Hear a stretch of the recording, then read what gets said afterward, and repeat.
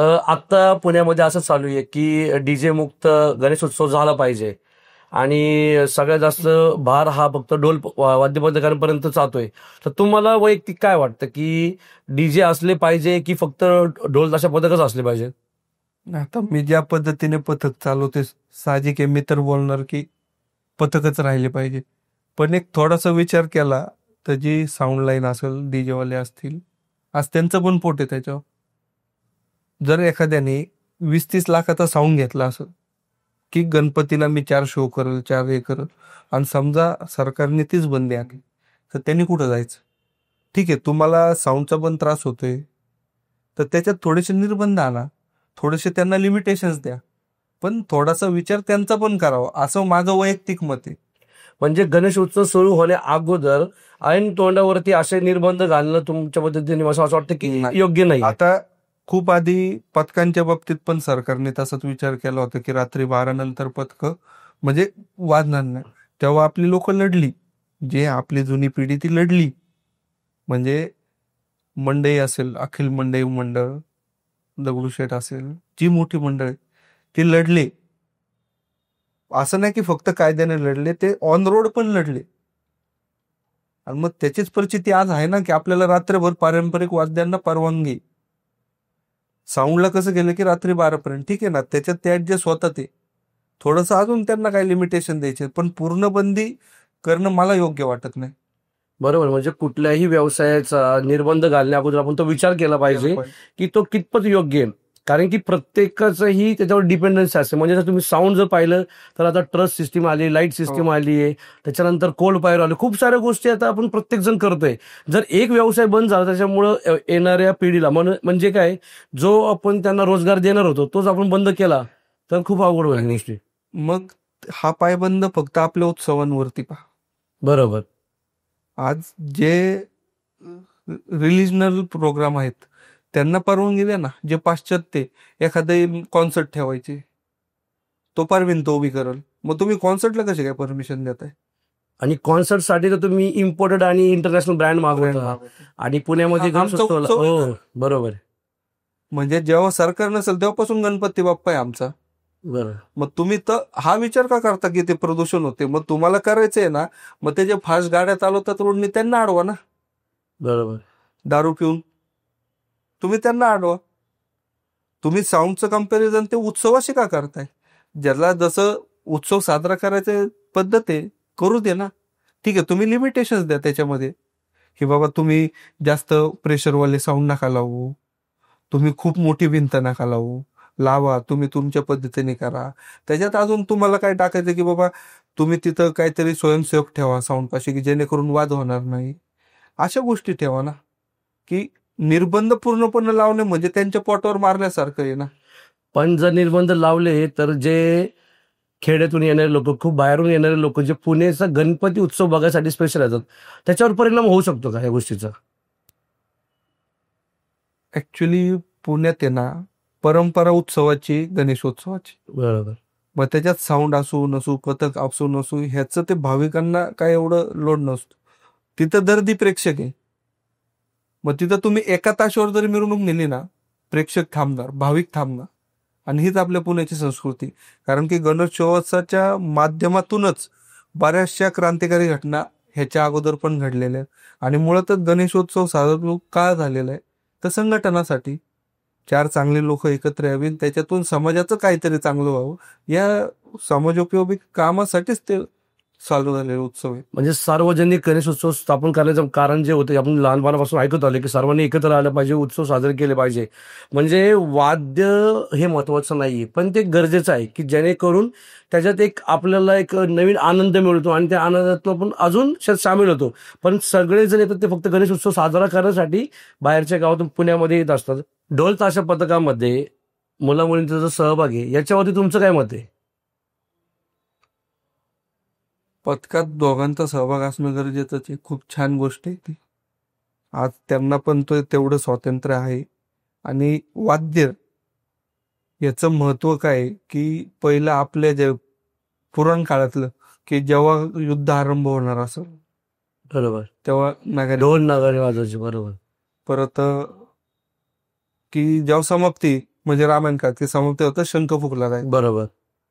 मग तेव्हापासून ते चाललेलं, ते आपली परंपरा आहे. आणि आताच्या काळात मुली खांद्याला खांद्या लावून चालतात, ते सगळ्याच क्षेत्रात प्रत्येक क्षेत्रामध्ये आज मुलींचा सहभाग दिसतोय. सहभाग दिसतोय. मग साहजिक आहे त्यांचं असणं गरजेचं आहे. फक्त ह्याच्यात काही गोष्टी कशा मांडल्या जात आहेत की म्हणजे काही चुकीच्या गोष्टी करण्यासाठी मग ते पथकात येणं, म्हणजे थोडक्यात की मुलींशी संबंध वाढवण्यासाठी, त्यांच्याशी मैत्री करण्यासाठी. मग तो प्रकार हल्ली खूप मध्ये चालू होता. पण आता प्रत्येक पथक प्रमुख ती काळजी घेत चाललाय की माझ्या पथकात मुली आहेत, ते आपल्या बहिणीसारख्या. बरोबर. मग तिथं आपण ते लक्ष दिलं पाहिजे. आणि मुलींना म्हणजे पथकात आल्यामुळं मुलींना 4 गोष्टींचं ज्ञान अजून भेटते. त्या बाहेरच्या जगाच्या बाबतीत अजून हुशार होतात. आणि मुलींनी आलंच पाहिजे पथकात. खूप चांगलं गोष्ट आहे. आणि पथकाचं जे वातावरण असतं ते एकदम धार्मिक पद्धतीने आहे. कारण की तुमचं वादन हे प्रत्येक धार्मिक कार्यक्रमामध्येच असतं. त्याच्यामुळं मुलींना सांस्कृतिक दृष्ट्या भरपूर गोष्टींचा चांगल्या गोष्टी मिळतात.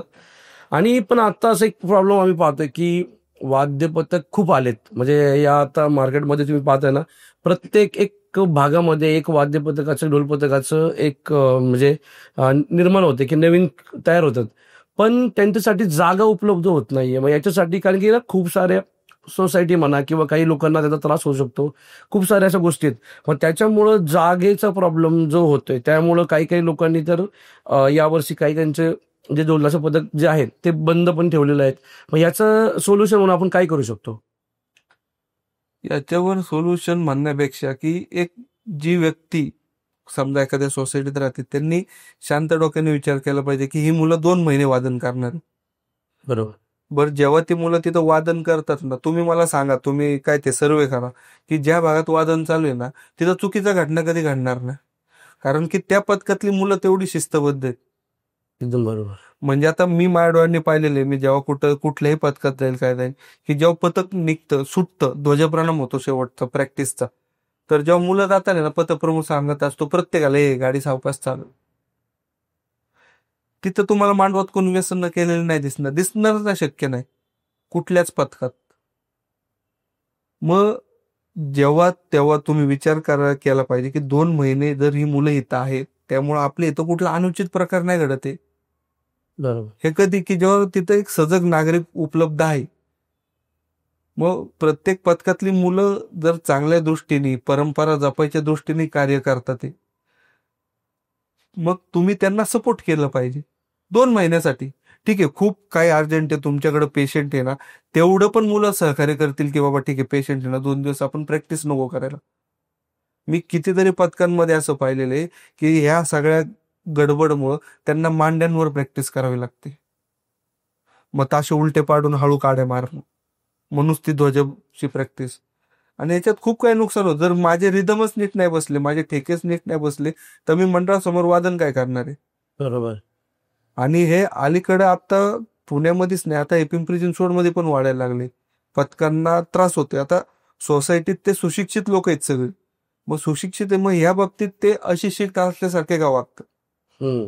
मग तिथं तुम्हाला मगाशी पण मी बोललो की मग कुणाचं काय फालतूगिरी चालली असेल, ते तुम्ही ऍक्सेप्ट कराल एक वेळ, ते जाऊ दे ह्यांचं रोजचे. पण जर 4 मुलं एकत्र येऊन काहीतरी विधायक काम करण्याचा प्रयत्न करतात ते, तर त्यांचा तुम्ही सपोर्ट करा त्यांना, की बरोबर. तुम्ही तिथं जाऊन थांबा, त्यांच्यासाठी उभे राहा. म्हणजे कॉन्सर्टसाठी वेळ जाणारी लोक ढोलपथकाच्या प्रॅक्टिसला वेळ देत नाहीये. म्हणजे यांचा दृष्टिकोन जो आहे की थोडासा पाश्चात्य संस्कृतीकडे जास्त वळालेला आहे. आता आपल्या खाली जी पथक प्रॅक्टिस करतात आपल्या इथं, एक नवीन पथक आहे, लहान मुलं आहेत सगळी, मुली पण आहेत पथकांमध्ये. कुठेही म्हणजे असं आरवटच्या भाषेत बोलणं पण त्या मुलांचं नाही, तरी सुद्धा त्या मुलांना सोसायटीने लेटर देणं की तुमच्या आवाजाचा आम्हाला त्रास होतो. बरं, ते वादन किती वेळ करतात? 2 तास. आणि मग याच्यात काय होतं की पोलिसांची खूप धावपळ होते ना. बरोबर. उद्या समजा पोलीस कर्मचारी ते आले मांडवामध्ये, त्यांनी बंद केलं, गेले, दुसऱ्या प्रॅक्टिस केली, तर सोसायटीवाले त्यांना बोलतात तुम्ही काय मॅनेज झाले का त्यांना? मग कुठेतरी पोलिसांची भूमिका पण आमच्या बाबतीत बदलली जाते ना. बरोबर. त्यांना काही प्रॉब्लेम नसतो पोलिसांना, पण जर कंट्रोललाच कॉल पडला तर त्यांना आन्सर देणं गरजेचं आहे. बरोबर. मग ह्याच्यात सोसायटीवाले असतील ज्यांना कुणाला त्रास होत असेल वादनाचा, तर त्यांनी सरळ पहिलं मांडवात जावे, त्यांच्याशी चर्चा करावी आणि त्यांना प्रोत्साहन द्यावं. हा चुकीचं असेल ना, की एखादी चुकीची गोष्ट घडली तुमच्या इथं, ते सांगा, ती लगेच चेंज केली जाईल मांडवातल्या मांडवात. एवढं प्रत्येक पथक प्रमुख आपल्या भागात म्हणा, पुणे जिल्ह्यात सगळेच समजूतदार आहेत. म्हणजे सोसायटी किंवा कुठल्याही भागात लोकांना जर प्रॉब्लेम असेल तर त्यांनी सुरुवातीला तिथले कोणते पथक प्रमुख असतील किंवा त्या कुठलेही जो पण ढोलपथक असेल, ताशा पथक असेल, त्यांना जाऊन भेटणं आणि त्यांच्याशी डिस्कस करून तो समंजसपणे कसं काय आपल्याला सोडवता येईल हा प्रयत्न केला पाहिजे. आमच्या ओपनिंगच्या दिवशी आमच्या मागच्या सोसायटीला त्रास होत होता. आता ओपनिंग आहे, साऊंड येणार वगैरे, तर ते आले, 10-12 जण आले, आमच्याशी बोलले, चर्चा केली. त्यांनी सांगितलं की आम्हाला 9:30 पर्यंत बंद करा. आमचं 9:15ला सगळं बंद झालं होतं.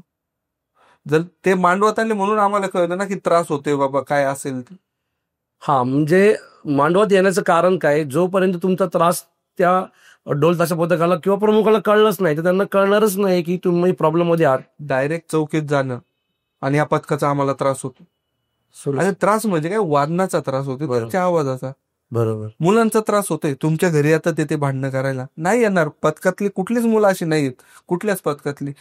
तुम्ही त्यांना सपोर्ट करून बघा, ती यांना खूप चांगलं मानतील. म्हणजे जागा बदलणं हा सोल्युशन नाहीये. तर सोल्युशन असं आहे की एकमेकांच्या विचारांना विनिमय करूनच हा प्रश्न सोडवता येईल. आणि जे आपलं सामाजिक जे ढोल ताशा पथक आहे किंवा जे आपलं ढोल ताशा पथक पारंपरिक पद्धतीने आपण चालवतोय, ह्या गोष्टी चिरकाळ राहतील. नाही तर काही दिवसांनी ढोल ताशा पथक हे लुप्त होऊन जाईल. आणि ते होऊ नये म्हणून जे आपलं प्रयत्न चालू आहेत त्यासाठी तर मनापासून धन्यवाद की तुम्ही एवढं सगळं करताय. आता सध्या काय होतं माहिती का, खूप सारे नवीन पथक तयार व्हायला लागले किंवा म्हणजे ते आता रेडी झालेत की आम्ही वाजवण्याला तयार आहे. पण ना खूपदा असं होतं की काही चेहरे हे आपण अगोदरच्या पथकामध्ये पाहिलेले असतात, तेच चेहरे हे वेगळ्या पथकामध्ये दिसतात. मग याचं कारण काय, म्हणजे ते एका पथकाला फोडून तयार होतात की कसं काय? नाही, तसं नाही म्हणता यायचं. ते काही ठिकाणी काय होतं की थोडंसं समजा मी आता वाढीव बोललो, काहीतरी जास्त बोललो एखाद्या वादकाला, की तो नाराज होतो. नाही, ते इंटरनल क्लॅशेस असतात. काही जण मुद्दाम त्या एखाद्या पथकात का जाणार की त्यांना ती संस्कृती म्हणजे शिकून घ्यायचे आणि मग त्यांचा मम मिळून त्यांना ते चालू करायचे. पण ह्या गोष्टी कुठं ना कुठं थांबणं खूप गरजेचं आहे. मग मुळात जी मुलं अशी करतात येत ना, त्यांना कळलंच नाही की ते पथक संस्कृती काय. ऍक्च्युली हे चालू काय की संघटन वाढण्यासाठी. एकदम बरोबर. जेव्हा आपल्या लोकांमध्ये विचार विनिमय होऊन एकी वाढेल ना सगळ्यांमध्येच, तेव्हा जे देशाविरोधात जी विघातक कृत्य करण्याचं धाडस पण कोण करणार. इथं करणार नाही. बरोबर. आणि हे पथक हा खूप मोठा प्लॅटफॉर्म आहे. हा ज्याला कळला त्यालाच कळला. ह्याच्यातून एखादा आमदार पण होऊ शकतो, ह्याच्यातून एखादा खूप मोठा प्लेअरचा झालाच आहे आमच्या पथकात, पण खूप स्पोर्ट्सला पण पुढे जाऊ शकतो.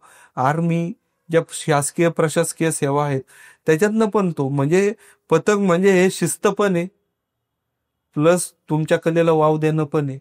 सगळ्याच गोष्टी याच्यात इन्व्हॉल्व्ह आहे. फक्त त्या गोष्टीचा योग्य अर्थ आपल्याला काढता आला पाहिजे.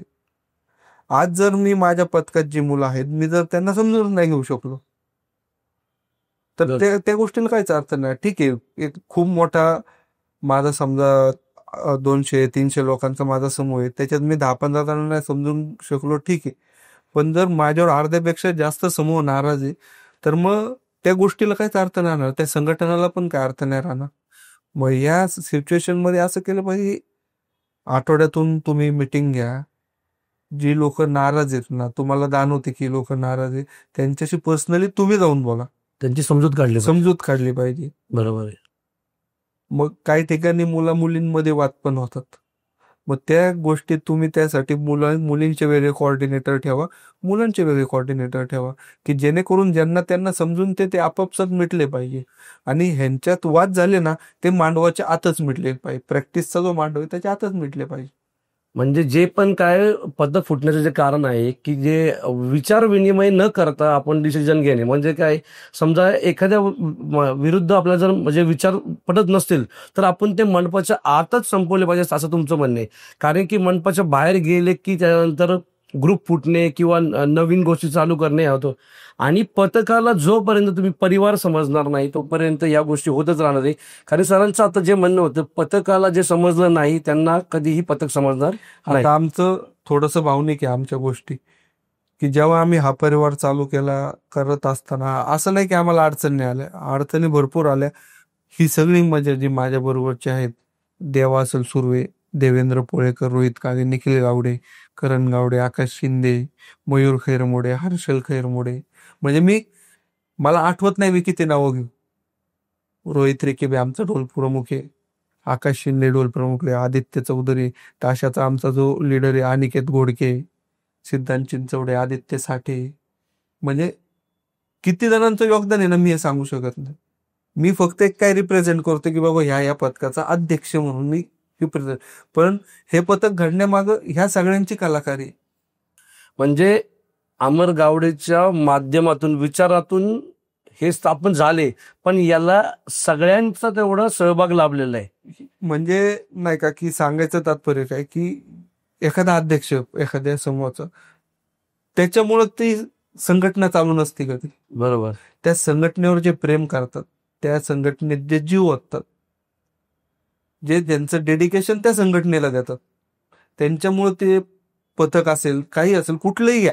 आज म्हणजे राजकीय पण घ्या, भारतीय जनता पार्टी, की एक फक्त तो नेता आहे म्हणून नाही, त्या पक्षाला मानणारी, त्या विचारांना मानणारी एक पिढी, बरोबर. आणि त्या पिढीमुळे तो पक्ष आहे. बरोबर. जर सगळेच विरोधात असते तर ते सत्तेतच येणार नाही. बरोबर. म्हणजे मला राजकीय काय भूमिका नाही घ्यायची, सांगतोय मी बघ.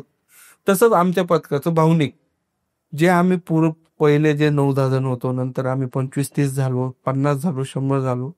आमची भावनिक हे म्हणजे बोलता बोलता मुलं मला बोलले की भाऊ, जेव्हा माझी पोरं मोठी होतील ना, ती पण गंधक्षच्याच बॅनर खाली वाजवणार. बरोबर. आणि त्या डेडिकेशननी पोरं करतात.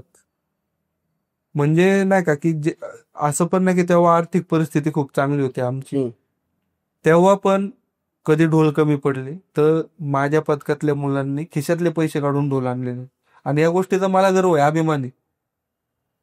की विचार एक येण्यासाठी पैशाची गरज नाही, फक्त तुमच्या मनामध्ये एक ध्येय पाहिजे की आपल्याला एकत्र यायचं, एकत्र राहायचं आणि एकत्र वादन करायचंय, तरच या गोष्टी शक्य होतात. इव्हन आमच्या पथकाची सुरुवात आम्ही व्याजाने पैसे घेऊन केलेली. आम्ही व्याजाने पैसे घेतले आणि ते ज्या व्यक्तीकडनं घेतले त्यांना दरवर्षी आम्ही रिटर्न करायचो. असं 3 वर्ष चाललं. त्याच्यानंतर मग थोडं आमची स्टॅबिलिटी वाढत गेली, फायनान्शियल कंडिशन आमच्या चांगल्या होत गेल्या, थोड्या थोड्या माळो इकडून असं तसं ऍडव्हान्स काही मिरवणुकीचे असं करून आम्ही पथक चालू ठेवलं. पण लोकांचा असा समज आहे की ढोल ताशा पद्धतीचे जे अध्यक्ष असतात ते खूप पैसेवाले असतात, आणि तुम्ही सांगताय की 3 वर्ष तुम्ही व्याजाने घेऊन मुलांना सांभाळले, ढोल ताशा पद्धत आणलेत, वाद्य विकत घेतलेत आणि मुलांना सांभाळले. तर ह्याच्यामध्ये काय की जे असे समज आहे लोकांचा ते जसा, म्हणजे जे आमच्या फील्ड मधले असतील, नाहीतर आमच्या मित्र परिवार, ज्यांना आमची परिस्थिती माहिती आहे ना, त्यांना माहिती आहे आम्ही काय केलेलं, की आम्ही कुठल्या कुठल्या गोष्टी. आणि ह्याच्यात प्रत्येक स्तरावर, म्हणजे असं नाही की राजकीय, आता आध्यात्मिक तुम्हाला बोललो का, आध्यात्मिक आमचे गुरु पुंडलिक गरुड जे आहेत खंडोबा इंदोरीचे, 5-5 मिनिटाला 5-5 तासाला त्यांचं मार्गदर्शन आहे मला. भले ते समोरून नसू दे, काही असू दे, फोनवर असू दे, त्यांचं प्रत्येक गोष्टीत मला मार्गदर्शन आहे की आम्हाला असं. मग ठीक आहे, काय गोष्टी त्यांनी तोंडात नाही सांगल्या तरी त्यांनी त्या घडवून आणलेल्या. अशा प्रत्येक पाऊलोपाऊली आम्हाला यांना 4 चांगले लोक भेटत गेले. का तर आमचं विजनच क्लिअर होतं की योग्य मार्गानेच जायचं आपल्याला. म्हणजे तुमचं ध्येय आणि विजन जर क्लिअर असेल आणि तुमचा मार्ग चांगला असेल तर तुम्हाला तुमचं म्हणजे इनविजिबल गुरु पण तुम्हाला मिळणार, आणि प्रत्येक ठिकाणी तुम्हाला अशा गोष्टी घडून आणणार की जेणेकरून तुमच्या पाठीमागे त्यांचा आशीर्वाद आहे आणि त्यांच्या मार्गदर्शनाखाली तुमच्या सर्व या गोष्टी होत आहेत. तुमच्या मते पुण्यातील आणि पिंपरी चिंचवड असं कोणतं पथक आहे की तुमच्यासाठी बेस्ट वाटतं? तसं बेस्ट म्हणण्यापेक्षा सगळीच पथकं बेस्ट आहेत असं नाही म्हणता येतं की हे पथक नाही हे पथक आहे. कारण की हे वादन संस्कृती, ही जी आपली परंपरा आहे, हे जपतायत, हीच खूप मोठी गोष्ट आहे आजच्या जगामध्ये. कारण की बरीचशी पिढी आपली चुकीच्या मार्गे चाललेली आहे, ज्या म्हणजे पाश्चात्य संस्कृती असतील त्या फॉलो करतात, रील बनवण्यामध्ये व्यस्त आहेत, बरोबर, आपलं अंग प्रदर्शन करण्यामध्ये व्यस्त आहे. पण तिथं या मुली ज्या पथकात येतात त्या कपाळी चंद्रकोर, कपडे व्यवस्थित घालून, नऊवारी साड्या घालून जर वादन करतात तर नक्कीच प्रत्येक पथक बेस्ट आहे. जगातलं प्रत्येक पथक बेस्ट आहे. मग त्याच्यात हा मला अधिकार नाही की हा पथक हे भारी आणि या पथकाला वाजवता येत नाही, असं नाही. प्रत्येक पथक जो वादन संस्कृती जपतोय, मग भले त्यांचे 10 ढोल असतील, नाहीतर त्यांचे 500 ढोल असतील, ते सगळीच पथकं खूप चांगलं काम करतात, खूप चांगलं कार्य करतात आणि त्यांच्या हातून अशीच चांगली वादन सेवा घडवते. म्हणजे महाराष्ट्रामधलं किंवा पिंपरी चिंचवडमधलं किंवा पुण्यातलं असं कुठलंही जे ढोल ताशा पथक आहे ते बेस्ट नव्हे तर संपूर्ण जगामध्ये जिथे जिथे ढोल ताशा पथक आहे त्यांच्या कामगिरीमधून वादन सेवा करतात ते प्रत्येक ढोल ताशा पथक हे बेस्टच आहे. आणि आता तुम्ही एवढ्या उंचीवरती आहात, तुम्ही एक 8 ते 9 जणांनी म्हणून केलेली छोटीशी सुरुवात आज 400 लोकांपर्यंत तुमचा हा जो परिवार आहे, याच्यामध्ये तुमचे विरोधक कसे कोणी बनले नाही का? नाही, आता विरोधक तर कधी असे समोर नाही आले आमच्या, पण मागणं काही कमेंट करत असतील, काही बोलत असतील, तो त्यांचा पाठ राहिला. पण म्हणजे वैयक्तिक मला तर एवढं कळतं की मला काय कोणाला खाली खेचायचं नाही, कुणाला मागं वाढायचं नाही. जमल त्याला मला हात देत जायचे. समजा एखाद्या पथकाला मिरवणूक नाही भेटत आहे, त्याचा स्लॉट तो फ्री जातोय, तर त्याला तो मिरवणूक मिळवून देणं. एखाद्या पथकामध्ये काय अडचण असेल, मी माझ्या आईपतीप्रमाणे जे काय असेल त्याला काय मदत करता येते का ते बोलणं, हाच विचार मांडण्याचा माझा प्रयत्न आहे. मग त्यात कोण माझ्याबद्दल काय बोलते हा मी विचार नाही करत आहे. माझी कुणाला गरज लागू शकते का, माझ्या पथकाची कुणाला गरज लागू शकते का, बरं जर ती लागत असेल तर ती त्याच्यापर्यंत पोहोचवणे, हाच एवढा आमचा प्रयत्न आहे. उद्या कुणी काही बोललो की ते पथकात असे, तो त्याचा पार्ट राहिला. आम्हाला आमचं वादन व्यवस्थित करायचंय, आम्हाला त्यांच्याकडे लक्ष नाही द्यायचं. आणि तरी सुद्धा त्या विचारांच्या पलीकडे जाऊन सुद्धा त्या पथकाच्या प्रती आम्हाला चांगलीच भावना आहे, कुठलंही पथक असू दे. आणि आमचं कुठलंही म्हणजे त्या वादन, मुळात पथक हे काय विरोधक वगैरे स्पर्धा हे माध्यमच नाही. पथक म्हणजे संघटन. आज 200-300 लोक, 500 लोक एकत्र येऊन काहीतरी विधीपूर्वक काहीतरी चांगल्या गोष्टी मांडतायत ना, ते म्हणजे पथक आहे. हे स्पर्धा वगैरे मग ते चुकीची कामं झाली सगळी. आज आपला हा पॉडकास्ट संपूर्ण महाराष्ट्र बघणार आहेत आणि येणारे तरुण पिढीमध्ये की पथकाची भावना जागली पाहिजे किंवा पथकाची भावना आली पाहिजे, यासाठी तुम्ही यांना काय संदेश देणार आहे? माझं सांगणं एवढंच आहे की पथक म्हणजे स्पर्धा नाही की तुझा आवाज जास्त माझा आवाज जास्त. ह्या गोष्टी 2 मिनिटं बाजूला ठेवून एक भावनिक की तू पण वाजवतोय मी पण वाजवतोय, तुम्ही एकत्र नाही आले, तुम्ही तुमचं वादन करा, वादन संपलं, जावा आपापलं पथक जपा. 4 चांगल्या गोष्टी सगळ्यांनी मांडल्या पाहिजे. आणि खरंच सगळ्यांनाच साष्टांग नमस्कार आहे की जे पथक आज चालवतात ते. आज एवढ्या सगळ्या धाकाधाकीच्या जीवनात पथकासाठी म्हणजे तुम्ही बरेच व्हिडिओज पण पाहिले असतील की म्हणजे जॉब करणं, बिझनेस सांभाळणं, गरीब घरातली मुलं, म्हणजे की त्यांचा तो 7 ते 10चा टायमिंग आहे ना 3 महिने, ते तुम्हाला कुठं नाही दिसणार, ती मांडवतच दिसणार तुम्हाला. बरोबर. मग तिथं आणि हे एक माध्यम आहे की नाही का, तिथं उच्च नीच नाही होत, बरोबर. म्हणजे ते कॉन्ट्रोवर्सी वगैरे तसल्या काहीच गोष्टी होत नाही. तिथं सगळं सेम आहे. तिथं फक्त वादन वादन करणं हाच ह्याच म्हणजे गोष्टीला महत्व आहे. महत्व आहे, बाकी कुठल्या गोष्टीला नाही. श्रीमंत गरीब नाहीये, बरोबर. जातपात नाहीये, काहीच नाहीये. बरोबर. म्हणजे मित्रांनो, जर तुम्हाला वादन क्षेत्रामध्ये सुरुवात करायची असेल किंवा तुमचं स्वतःचा मंडळ स्थापन करायचं असेल किंवा ढोलताशा पथक चालू करायचं असेल तर सरांच्या म्हणण्यानुसार तुम्हाला या प्रत्येक गोष्टीची काळजी घेतली पाहिजे की आपला वादक हा आपला एक परिवारासारखा असला पाहिजे. आपल्या माध्यमातून समाज प्रबोधनकारक गोष्टी घडल्या पाहिजेत. आपल्या थ्रू कुठल्या लोकांना त्रास होणार नाही की आपल्या आवाजामुळे लोकांना त्रास होणार नाही याची आपण काळजी घेतली पाहिजे. या सर्व गोष्टींचा विचार करू आणि तुमचं ध्येय मार्ग चांगला असेल तर श्रीमंत दगडूशेठ हलवाईसारखे जसं यांना मान मिळाले तसेच तुम्हाला मान मिळू शकतो. कुठल्याही गणपती बाप्पाचा मान मिळणं ही सगळ्यात मोठी चांगली गोष्ट आहे की हां, स्पेसिफिक कुठल्या मंडळाचं नाव किंवा कुठली गोष्ट असं नाही, गणपती बाप्पाचं मान मिळणंच ही सर्वात मोठी गोष्ट आहे. आणि याच्या पुढे जाऊन जर तुम्हाला कुठल्याही प्रकारचं मार्गदर्शन हवं असेल तर अमरदादा गावडे यांच्याकडे तुम्ही जाऊन त्यांच्या गंधर्व पथक कसं आहे त्यांच्या माध्यमातून तुम्हाला ते मार्गदर्शन नक्कीच मिळेल. आणि शेवटचं छोटासा गोष्ट की गंधर्व वाद्य पथक जे ट्रस्ट आहे त्याची तुमची टॅगलाईन काय आहे की जेवढे एकमेकांना सांभाळून ठेवते, अशी काही टॅगलाईन आहे? अशी काही टॅगलाईन नाही म्हणता यायची आम्हाला, पण एकच की सगळ्यांनी एकत्र राहणं शेवटपर्यंत, शेवटच्या श्वासापर्यंत. आणि टॅगलाईन म्हणण्यापेक्षा एक शब्द आहे, तो आमच्या सगळ्यांच्यात येतो, म्हणजे विश्वास. आज जरी मी नसलो तरी गंधाक्ष चालूच राहणार आहे. म्हणजे गंधाक्ष इज इक्वल टू विश्वास, म्हणजे हे यांनी मनातून आलेलं वाक्य आहे की गंधाक्षाला टॅगलाईन जरी नसली तर विश्वास हा शब्द तुमच्या गंधाक्षाला, म्हणजे तुमच्या पथकाला, ट्रस्टला टिकवून ठेवण्याचं काम आहे. म्हणजे विश्वास कसं आहे बघा, एक ट्रस्टचं ट्रस्ट.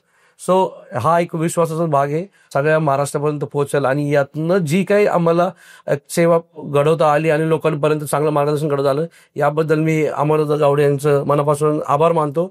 आणि आमच्या पॉडकास्ट चॅनलला सबस्क्राईब करा. इव्हन आज जो पॉडकास्ट आपण यांचा घेतला आहे, गंधाक्ष वाद्यपथक ट्रस्ट, या चॅनलला सबस्क्राईब करा आणि त्यांच्या इंस्टाग्राम आयडीला सुद्धा फॉलो करा.